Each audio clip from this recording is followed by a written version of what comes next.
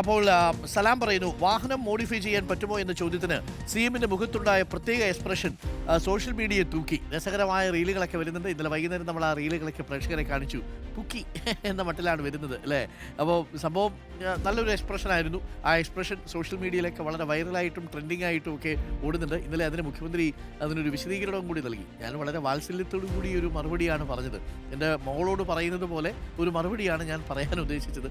ചോദിച്ചു, പിള്ളേർ ചോദിക്കുമല്ലോ, വാഹനമൊക്കെ ഇത്തിരി മോടി പിടിപ്പിക്കുന്നത് കുഴപ്പമുണ്ടോ എന്ന് ചോദിക്കുന്നത് എന്ന് പറഞ്ഞു കഴിഞ്ഞാൽ എന്താ നടക്കട്ടെന്ന് എന്ന് പറഞ്ഞു കഴിഞ്ഞാൽ ഒരു പ്രശ്നം എന്താണെന്ന് വെച്ചാൽ ഇത്രേ ഉള്ളൂ. മോട്ടോർ വാഹന വകുപ്പിൻ്റെ ഇത്തരം നിയമങ്ങളൊന്നും നമുക്ക് നമ്മുടെ സംസ്ഥാന സർക്കാരിന് ഭേദഗതി ചെയ്യാൻ സാധ്യമല്ല.